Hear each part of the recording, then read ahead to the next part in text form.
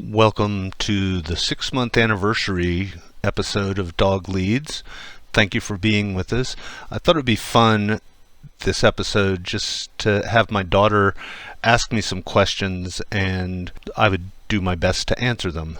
I could be a mess, stressed in yesterday. He don't care less, he sees me anyway. Yeah, he sees me anyway. My dog thinks I'm great, he thinks I'm number one.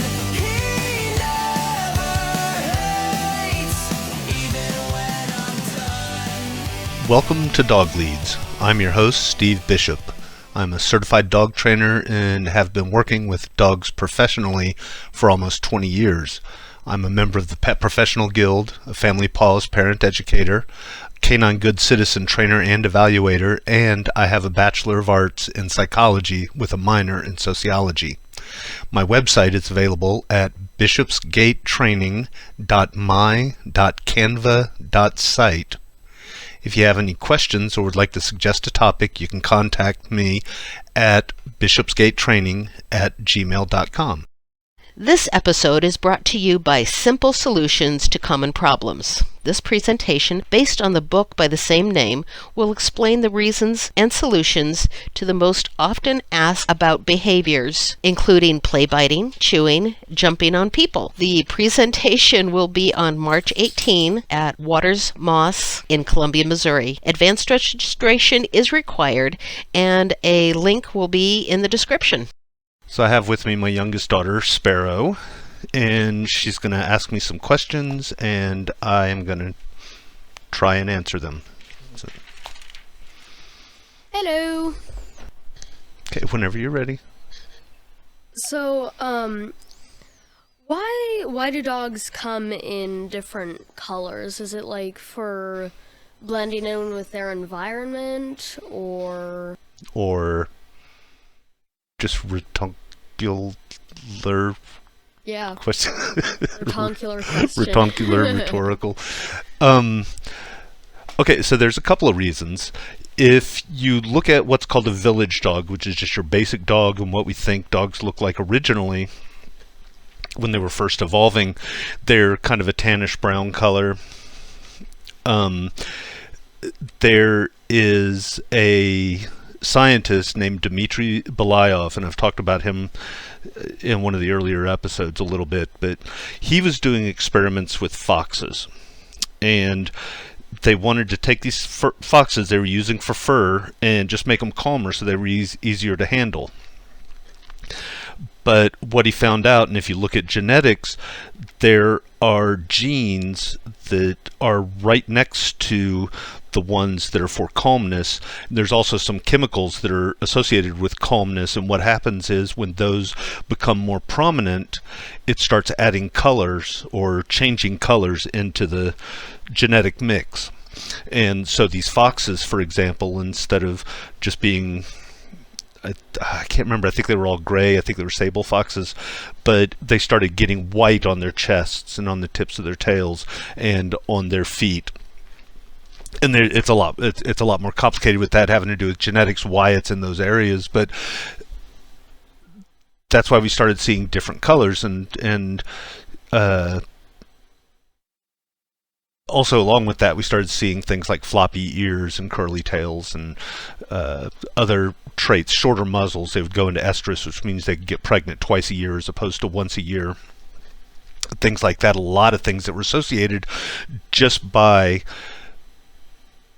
breeding for calmness, for that, being social or wanting to interact with people. And then, of course, particularly in the Victorian era, people started breeding dogs for appearance.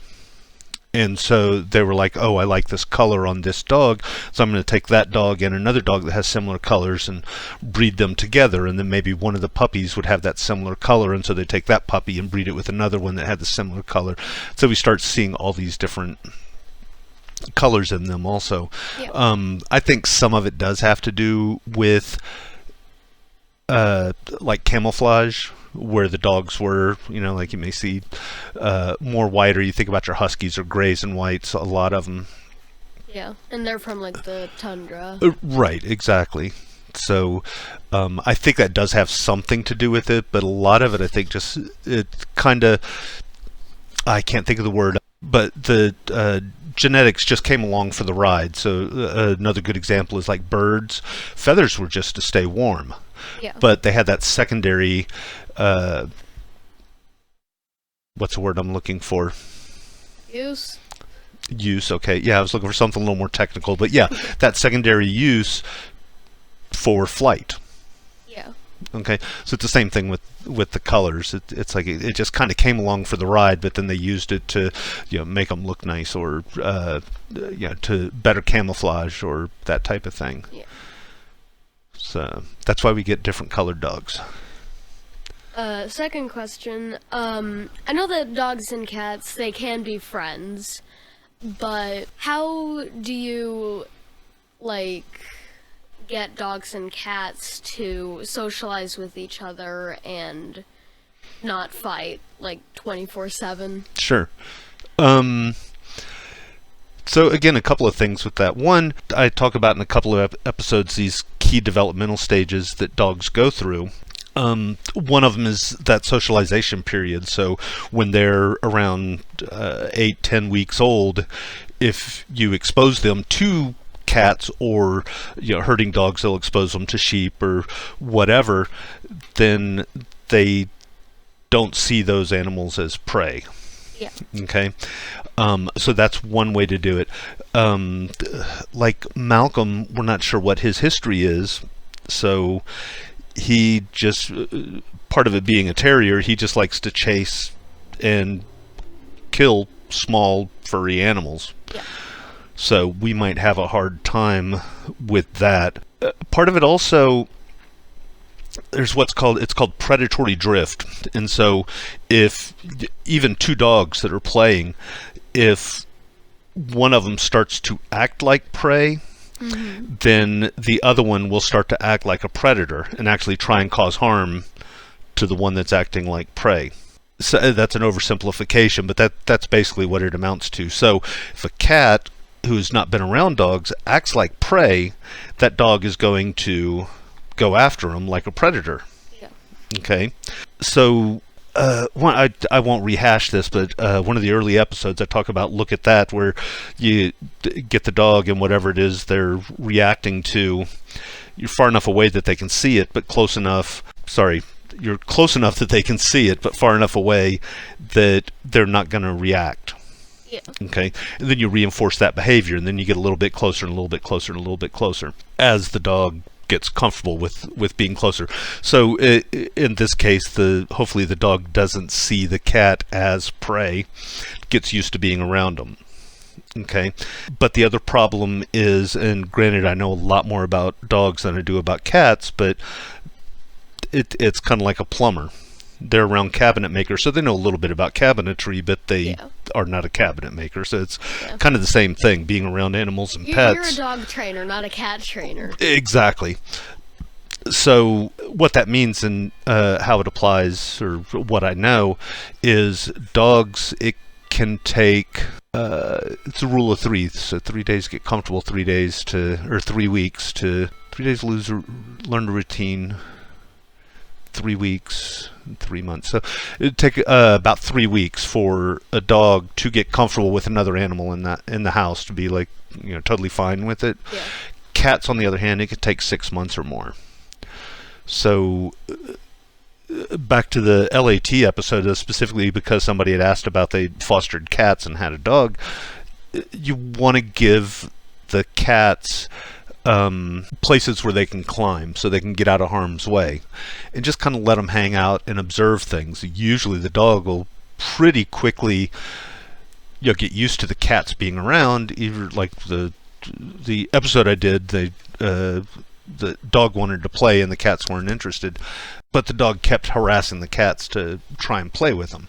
So we want to give the cats those high places to hide and get used to the dog, and hopefully as the dog matures also, he won't be so in their face about come play with me and being so rough and tumble and whatnot, Yeah. but the cats will get used to the dog also. So there's a couple of ways to do that.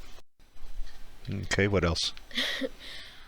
So, the catchphrase of your business or what you work for says training with sense and science. Oh, science and sense, Science not and force and sense, fear, yeah. yes.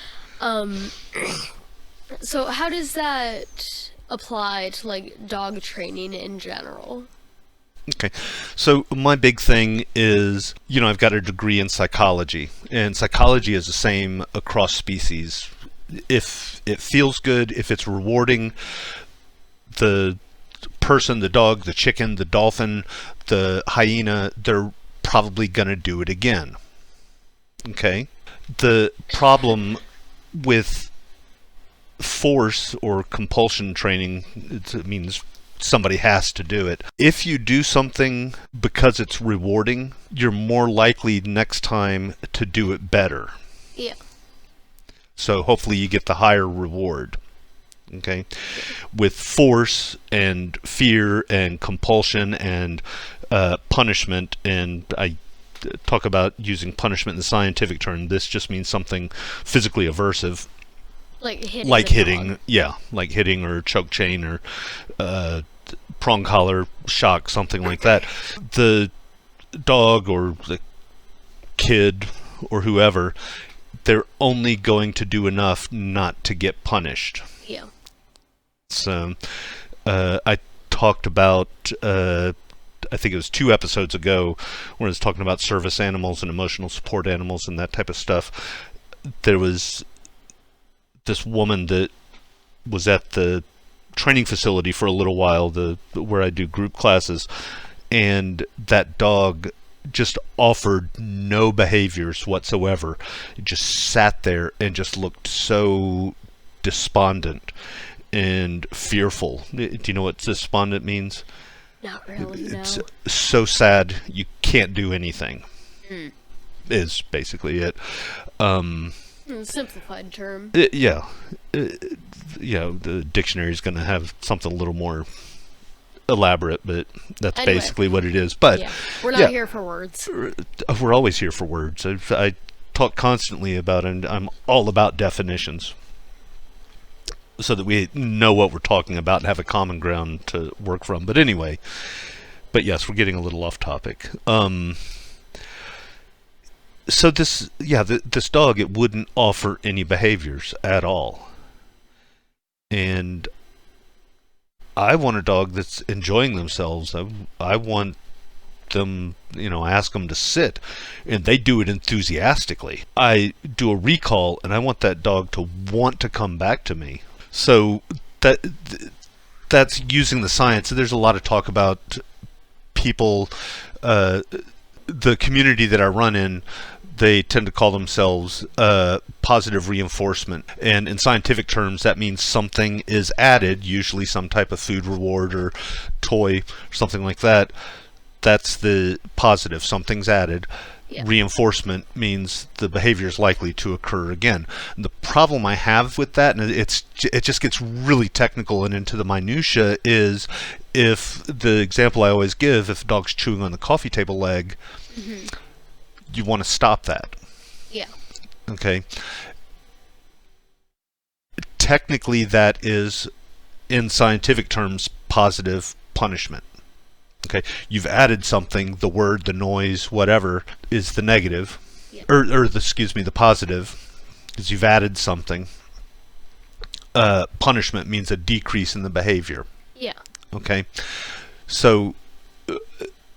But the difference is where I differ from what are called balance trainers, I'm using air quotes there for people listening, is I will not use force, I will not use compulsion. And in those instances, I always give the dog something else to do immediately that's appropriate and reinforcing. Yeah, like a hard chew toy in replace Right. of the coffee leg. Exactly. Coffee table leg, not... Yeah. So the other example I give is when I was taking art classes, and I'm sure some of the listeners have heard this so many times, they're sick of hearing it probably, but when I was taking art classes, every week we would do a critique of the projects we'd been working on for that week. And so that was positive punishment. We were adding something, the critique, to decrease a behavior, whether it was poor technique or poor composition or poor framing or whatever it happened to be. And I didn't feel bad about that. And that's the difference, I think, is even though it's positive punishment in most technical terms, I never felt bad about it. And so it's the same with the dogs. If I add something to decrease a behavior, I don't want them to feel bad about it. Yeah. It's more of a, oh, I screwed up. Okay, what do you want me to do? And then I'm going to give them something fun to do, or something they enjoy, or something that's reinforcing. Okay, so I forget what your original question was, but I hope that answers it. It does. Okay. Oh, it was my business slogan. Yeah. Yeah. Right. Okay, what else? So, if our dog had a social media account, Yes. what do you think his bio would say? I hope it would say that he's got a really good life. I don't know if you recall, he came from Texas. He was a street dog. Yeah, I do remember that. And he went into different rescues and foster homes and made his way up to Missouri. Yeah. And Eventually up to us. eventually up to us. And it's interesting. One of the things I think it would say is, I enjoy the outdoors, but would rather curl up on the couch. Every dog we've had, excuse me, if you walked near the door, dog was there ready to go outside. Malcolm, on the other hand, we have to coax him outside half the time. And it's like, Jesus, dog, it's almost time for bed. You've got to go out. I don't want you waking me up in the middle of the night. And he's just kind of, okay, if I have to. He enjoys it, but it just, yeah. So I hope that would be it. It's, much better life now than living on the streets, although I think that's a big part of the counter surfing problem that we have with him. And he's got it. I mean, look at him, he's curled up on the couch right now, He's just chilling there. happier than pigs and shit, so to speak. So, and middle-aged dog with, I don't want to say high energy, because I think about Lulu, Jeffy's Whippet. Yeah. But he's a, I don't want to say athletic, but he's a pretty robust dog. He's not lazy, and I mean, you watch him run around and stuff like that. He's healthy. Yeah, he jumps over my legs if he wants to. Oh yeah. Sometimes. Yeah, he could. He could do so much more if he wanted to. He's just like, don't really have to. So we don't really force him to do anything. Well, no. We're not that kind of family. Right. Well, I force him to do a fist bump when he gets his medicine, but that's just silliness. It's not. I mean, he does it because he gets cheese. Well, yeah. I think one of the foster families taught him how to do that, and it's just, I'm just like, what the heck? We'll just, make him work for it. And again, I use air quotes there, but it's something he doesn't mind doing, and it pays off pretty big, even though there's medicine hidden in there. He doesn't really notice it. He just swallows it whole. I don't think so. Yeah. Puck, we had to give him medicine every once in a while. Different, I don't know, he bursted a bunch of blood vessels in his ear and had to have the blood clot taken out. Yikes. Anyway, but antibiotics and stuff like that every once in a while. And that dog, I swear, he could ferret out a pill no matter what you put it in. You could just cover it in peanut butter, and that pill would come out totally clean. And I was like, Jesus, dog, how do you do that? So yeah, we kind of had to force feed him his pills. Yeah. Duncan was pretty good about it. He, you had to wrap it up pretty good, but if it was hidden well enough and packed tight enough, he would go ahead and take it and swallow it. But and Talbot, which you never knew him, of course, he had passed long before you girls came along, but he was a little tough, but he wasn't as bad as Puck. Puck was just, I don't know, he had skills. So, Kind of like me and how I'd somehow get spaghetti sauce on my forehead. yeah. Mad skills. Yeah. How does that work? Yeah. But anyway, back to the tricks. It's, yeah. He doesn't mind it, so. Yeah. Little fist bump or a high five or some other variation of a handshake. So one of the most common phrases related to dogs is man's best friend. Mm-hmm. And I'm just wondering how did that come into terms? I don't know where the phrase itself comes from. It'd be, how I am about etymology. It'd be something worth looking up at some point. But Like, where does it? But where it comes from. So what we think happened. You have. Well, let me back up for a second. What I think happened. So you've got Neolithic man, and this is when humans, Homo sapiens, were first coming onto the scene. Yeah. They were hunter-gatherers, so they would follow herds around and hunt them. Yeah. Okay, they camp out. Herd moves, they move. Well, dogs, or not dogs, but the wolves back then were following the same herds, and so as the humans were camping out and they would discard what little bit of trash they had, dogs would come up, eat from those trash piles. Or the wolves would come up and eat from those trash piles. The canines.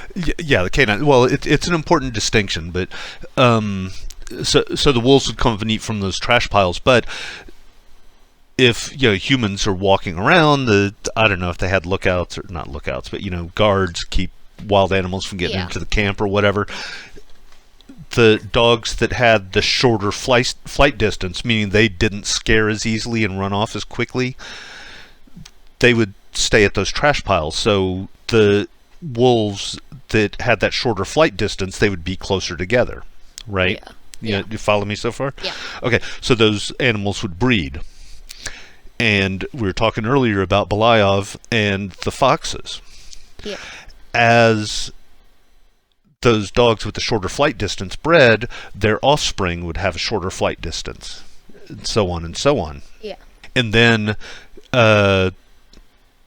you would probably start seeing, we'll call them a proto-dog, one of the early dog, maybe not what we think of now, but somewhere, that step in between. Like warming up to people. Right, Of. Exactly, or at least not running away from them so readily. And then once we get into the Paleolithic humans, which is when we started settling into villages and stuff like that, they could dedicate more time to taking those dogs or those proto-dogs and working with them, getting comfortable with them or them with the people, and kind of start breeding them for a specific purpose. So like, oh, this dog is really good at chasing down prey, and so is this one here, so let's breed them together, and hopefully their offspring, we get a whole bunch of dogs that are really good at chasing prey. And so at that point, it's believed that they were more about function than how they looked. But like I was talking about before, some of those genes kind of rode along and said, "Oh, okay, so they're better at chasing prey. Well, they'll have longer legs or shorter Yeah. fur or stuff like that." Yeah. But yeah, so that's the point where we started really associating with dogs and people, and well, primates in general, and dogs are both very social animals. Yeah. And so it was just almost a natural progression. So you think about like horses, which we think were the second animal to be domesticated. They are prey animals. Yeah. And so they move in herds. They're social, but they're not. It's more for safety as opposed to just Hey, how you doing? yeah, What's up? exactly. So that's kind of how dogs became our best friends, so to speak. And there's a lot of documentaries on this stuff and a lot of papers, and it's really interesting stuff. And it gets me excited to learn more about it. But yeah, in a nutshell, that's kind of how it all Yeah. came about.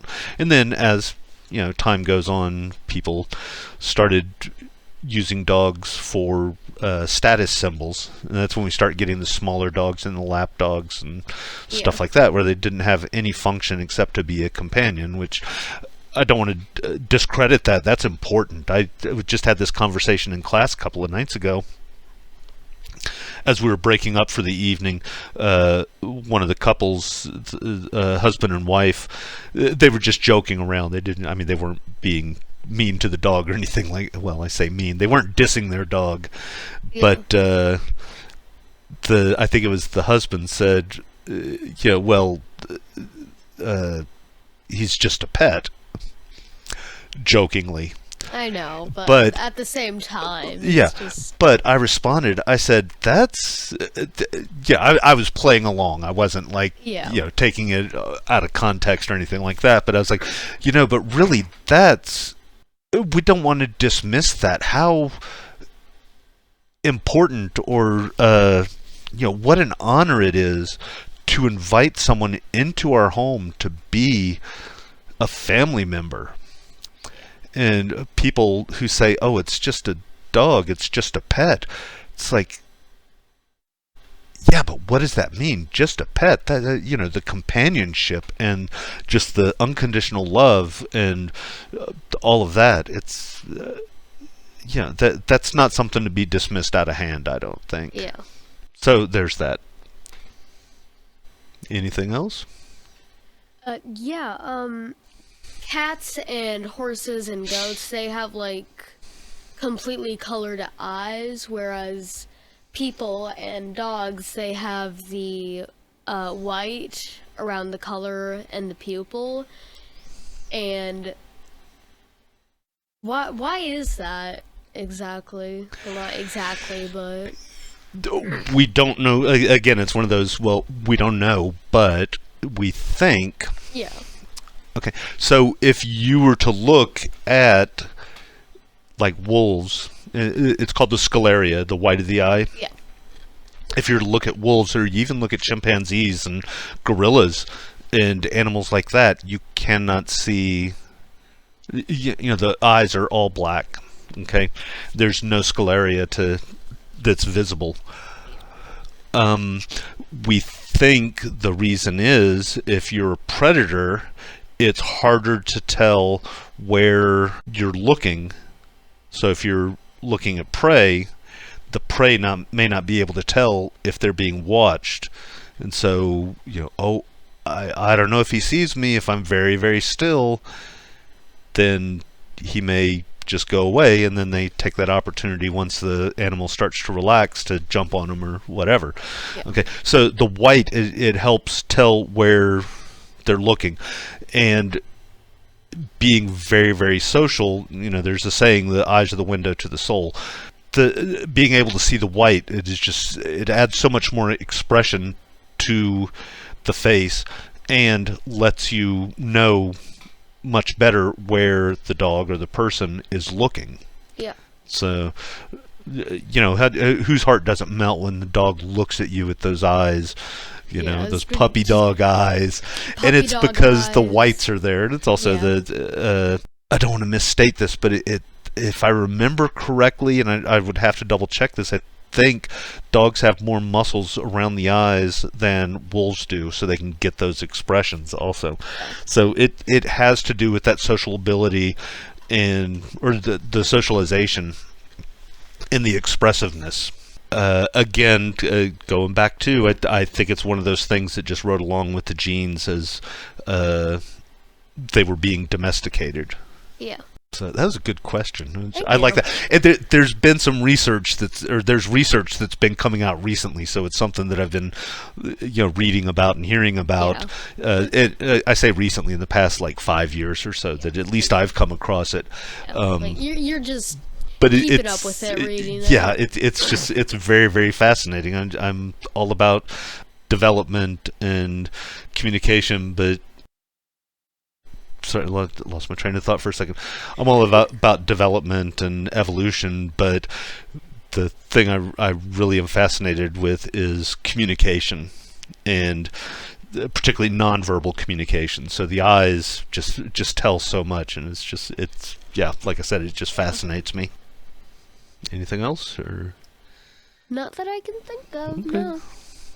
Well, I think that's all we're going to do for this episode.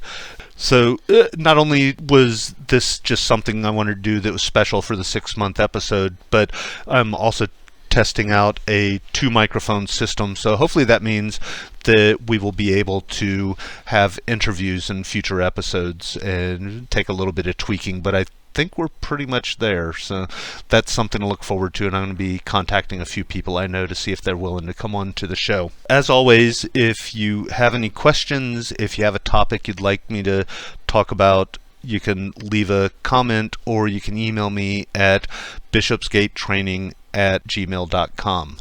You can also find out more about me and my dog training at bishopsgatetraining.my.canva.site.